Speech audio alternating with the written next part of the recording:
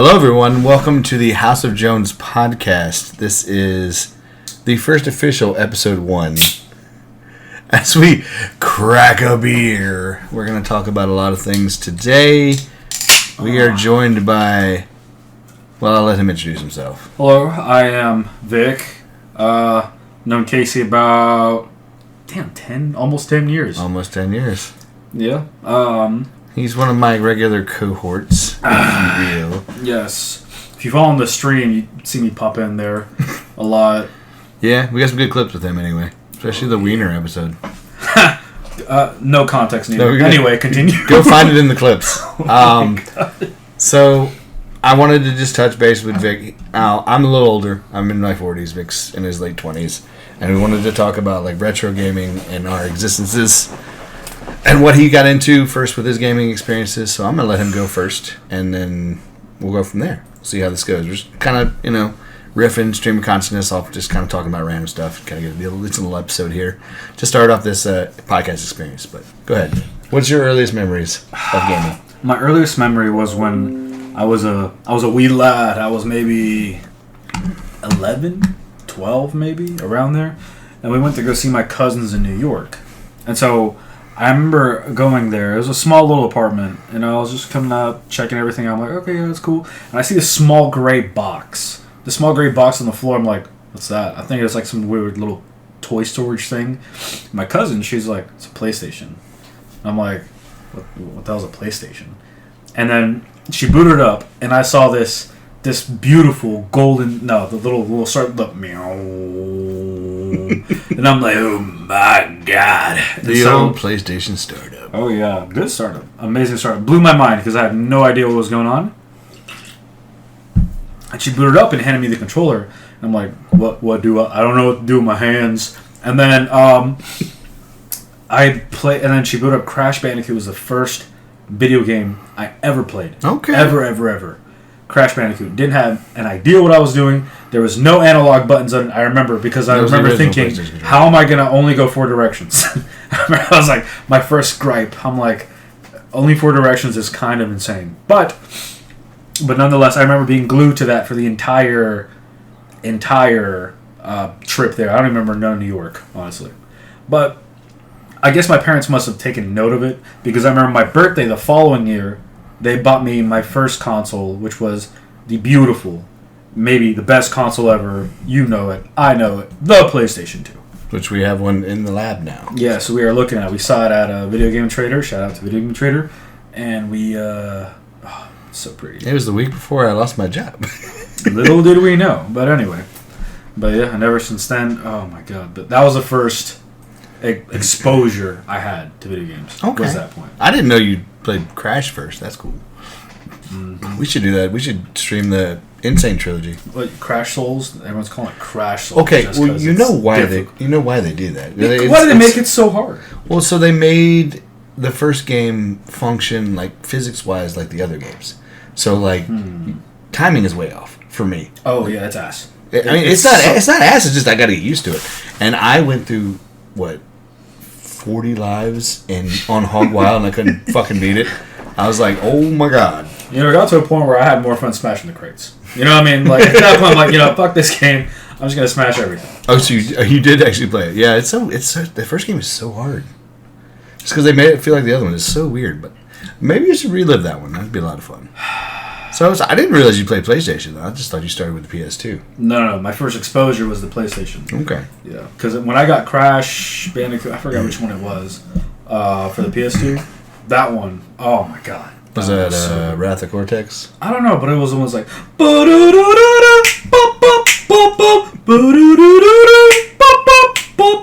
that little mask was like... And he's like... I do love Aku. Aku.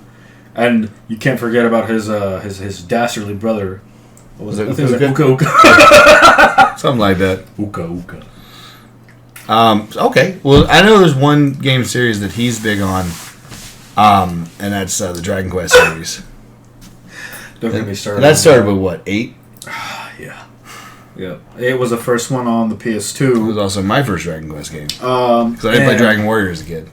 And I remember getting so pissed off when I got it as a game because I've never had any exposure to it whatsoever. And I told my mom I wanted a Dragon Ball Z game, actually. I want a Dragon Ball Z game. And then she came home and she was like, hey, a coworker of mine recommended this game. She said that he said that you'd like it a lot. And I remember looking at it and I'm like, this looks like, the art looks like Dragon Ball Z, but it's not. And I got mad because I'm like, did you confuse the game? Did you confuse, like, what Dragon Ball and Dragon Z? What is this Dragon Quest crap? You know, I was like, what is this? I'm like, man. But, I mean, it was a free video game, and when you're a kid, you get you get what you can get your hands on. And I booted it up, and I was in for one of the most amazing, most beautiful stories ever told. And we're actually replaying it right now, too. So such a beautiful game. But yeah, nothing just... I remember that the story just gripped me to my core, and I felt like, oh my god, this is maybe one of the best games I've ever played. It's a pretty good one. I remember playing it, too, back in the day. And now I've bought so many of the old ones. Like, I've got the 3 remake on PS5, which, if you guys follow the stream, you see me play here and there. Oh, yeah. I'm getting ready for 1 and 2.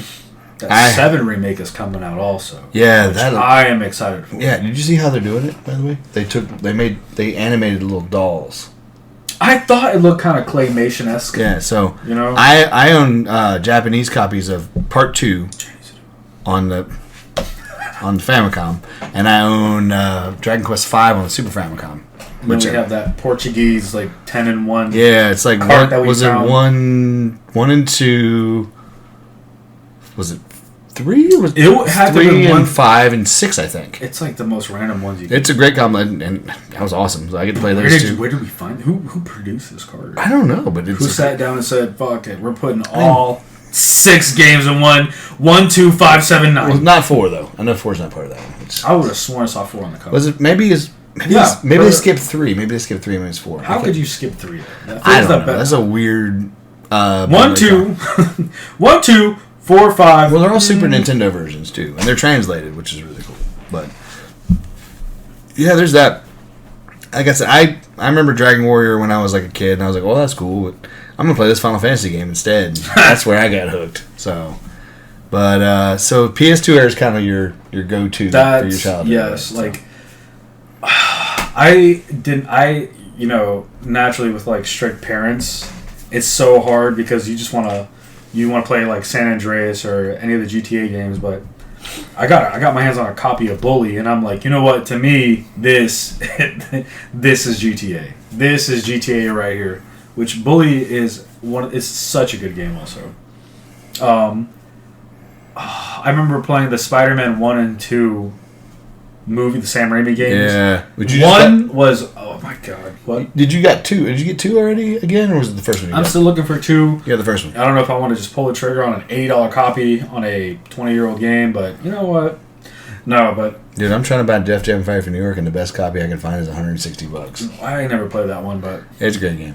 No, but I know that like that library, that PS2 library was just oh my god. It's the best, in my opinion too. I think that is the best game library of all time. That's amazing freaking library because there's so many games. There's so much variety. Like that's like peak gaming for me because it had to have been. Yeah. We haven't had it that good since. Mm-mm. We really haven't. That little beautiful fat boy is sitting over there. Backwards compatibility. That's my girl. I mean, that's fine and dandy and all, but what about my Japanese piece? PS2 Slim, huh? Oh. Shout out to Happy Console Gamer for that joke. We love you. We do. Man, I'd love to do a video with those guys. It'd be a lot of fun. Yeah. So like I said, my start was the NES with Super Mario Brothers when I got one when I was like 7 years old. 7. And we had the whole set with the power pad and the gun and. You had the whole kit? Yeah, they got the whole thing. My folks went out on that one. Dude, yeah. Did you use the power pad? Yeah, it sucks ass. We'd play the track and field game and fucking get everybody on one side, and we'd all be like, all right, go! We'd do our own. Yeah. Just slapping the mats. I did the slap in the mat because I get tired, dude. You have to. That's not that's not just a joke for that video. That guy's video. We literally did that shit because Cheetah was really fucking hard. That guy was like out the gate, like, oh my god, we have to fucking find a way to cheat to beat him. Cheetah. Yeah, they were all named after like different animals Huh. based on speed. It was a cool little game, but yeah, I'm gonna actually be working on my my top 10 favorite NES games video. Still kind of trying to compile the list. I'm basing it on what I own instead of like and I'll have honorable mentions of games I don't own that were on my list.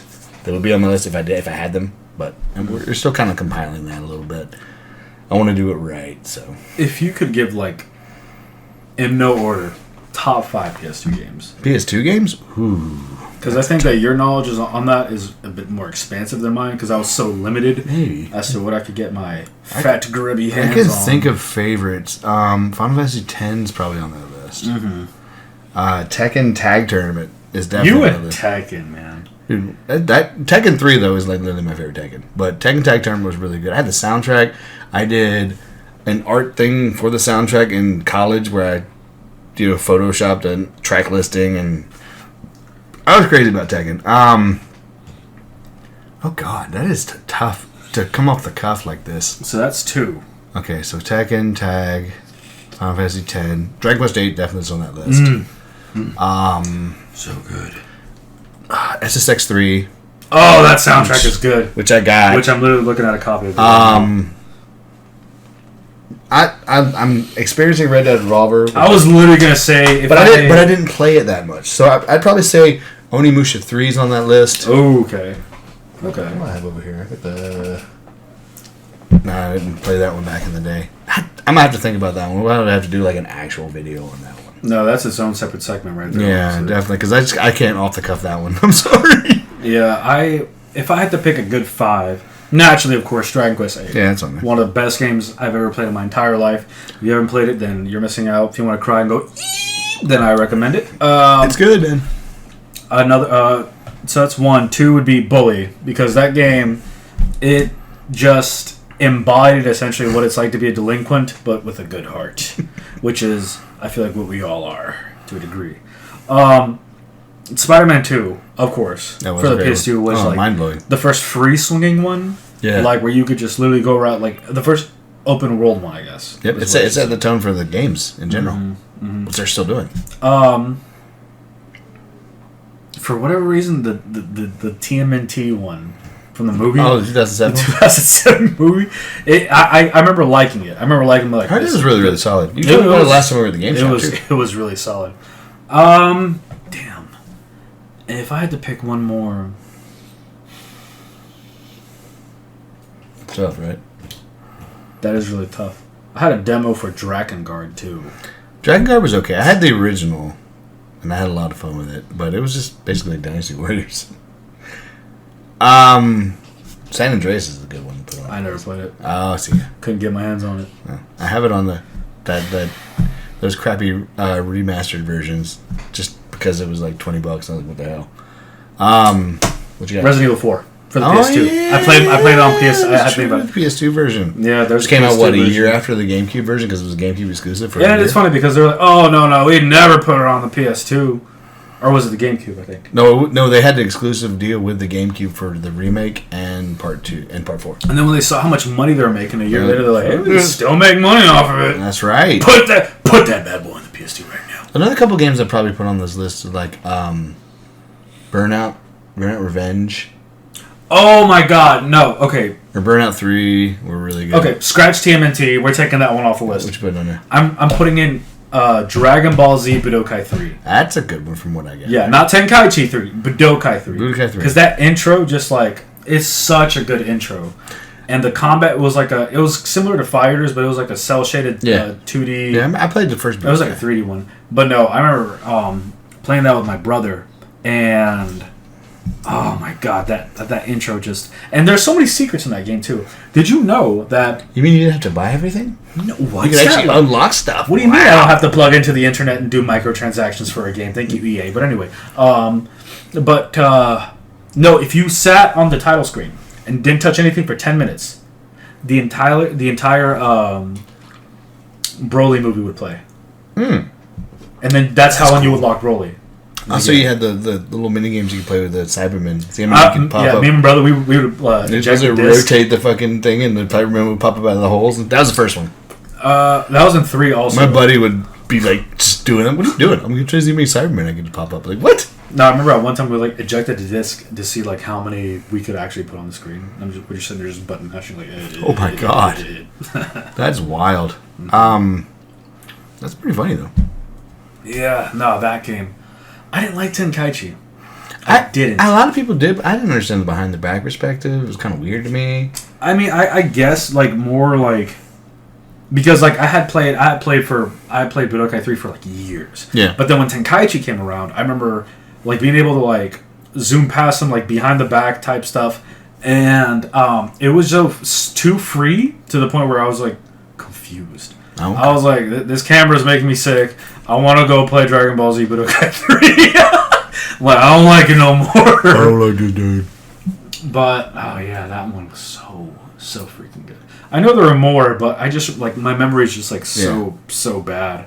I mean, some of the best stuff I thought about the PS2 era was that anything made by EA Big. Oh no, NBA Street, SSX. Another one that I would probably put on the list if I had space for it was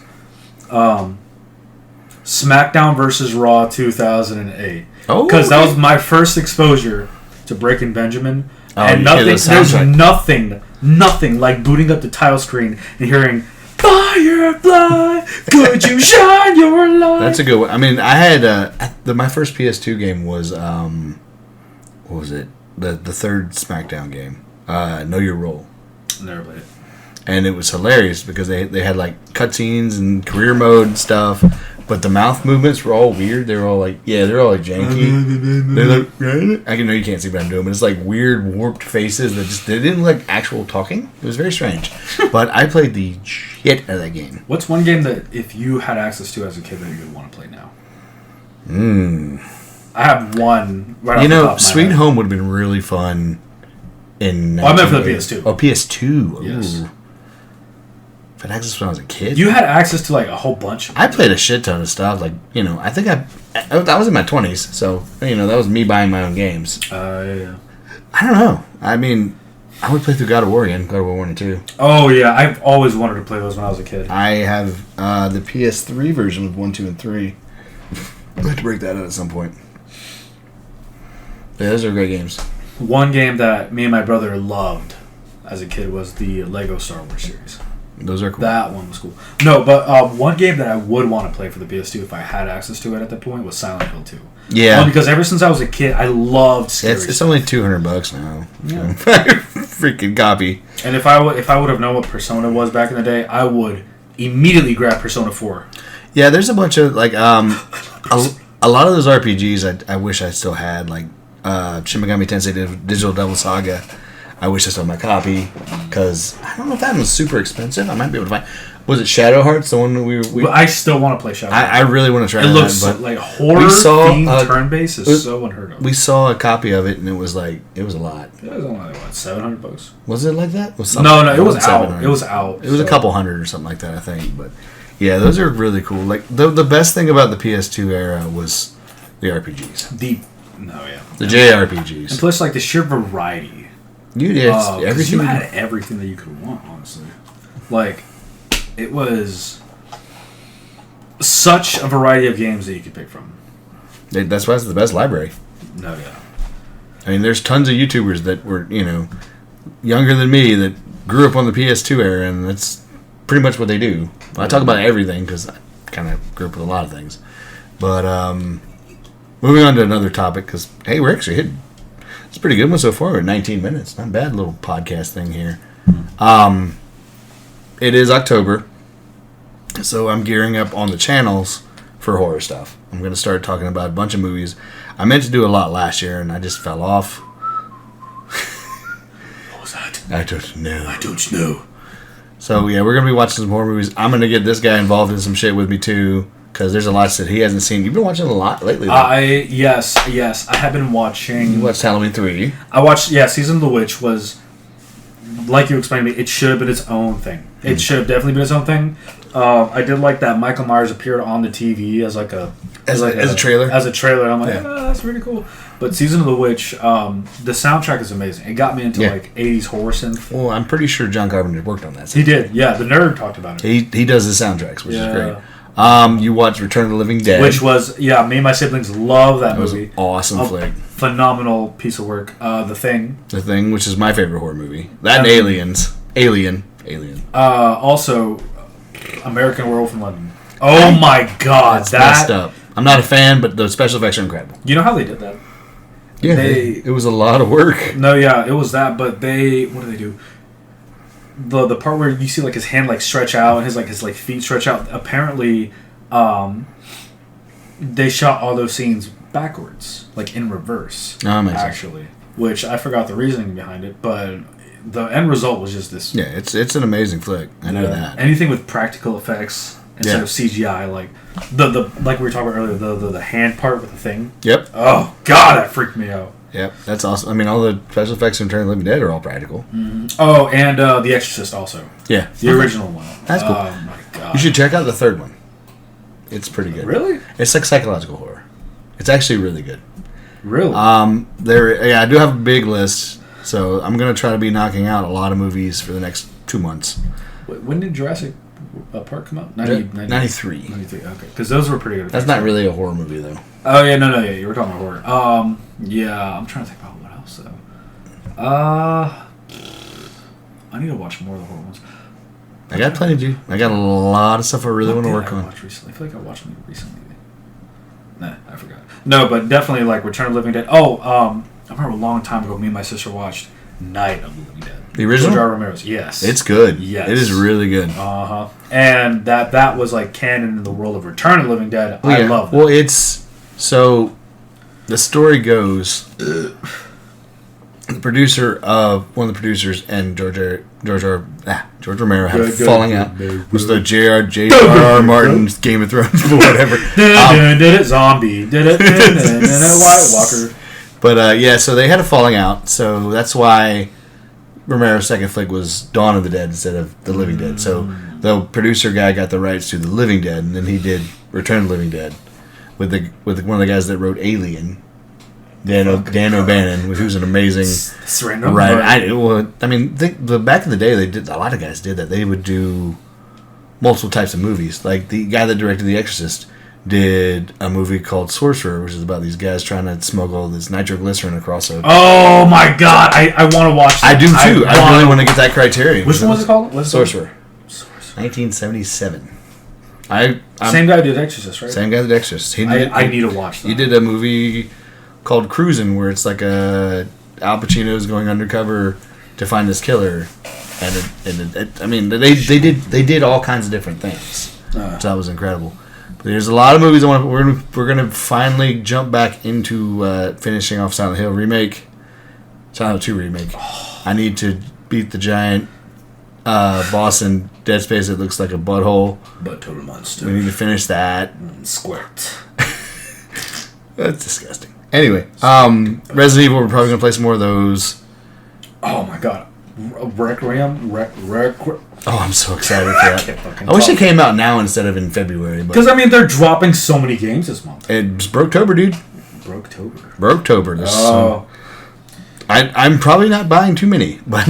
I have bought too many already. Yes, you have. Yes. I'm tempted to get Silent Hill F, though, because I want to try it out. I'll let you borrow my copy, since I hold on to so many of your games and media that you have a physical copy? Of F? Yes. Yeah, I went to Video Game Trader for it. Remember, I told you, your friend, Oh, that's right. You did go to buy that. That's amazing. Uh-huh. Shout out to Video Game Trader. Yes. Yeah, we don't like GameStop. Would you like to pay an extra $5 for the protection plan? No, they don't even tell you. They don't even tell you. That's fucked. That is so fucked. Oh my God, they don't tell you about the protection plan. And then on top of that, they're like, would you like to renew your thingy-majiggy for $25 a month? You save $5, though. Yeah, but then what's the point? I got the membership thing because they had Game Informer attached to it because I like getting video game magazines in the mail. That's another thing you probably missed out on. It was video game magazines. Because I remember I actually went to a garage sale. Oh, somebody had a stack? Dude, no, I gave her all to my sister, and Bianca still has them all. Why didn't you give to me? No, do I have extras? I can bring you some. You want the Assassin's Creed one? What magazine though? Game Informer. Oh, it's a Game Informer. Okay. But the art cover for I have the one for If you Assassin's had like Creed if 2. you had like EGM, I would fucking my mind would be blown. Electronics Gaming Monthly was my jam. I think I have some old like PSNs too. For the official PlayStation magazine. There's a bunch of those, man. I went, so I was like probably 14. I rode my bike to a grocery store like 2 miles down the road on a snow day, which I'm insane. You snow in Georgia? You about killed yourself. My God. Just to pick up a video game magazine. And I went there and it wasn't there and I was so mad. So angrily biking back home. You're thinking about it the entire time. Fucking shit. It was so funny. But then I got it like a week later and I was happy. Just to get a video game magazine because I love those, man. They're a lot of fun.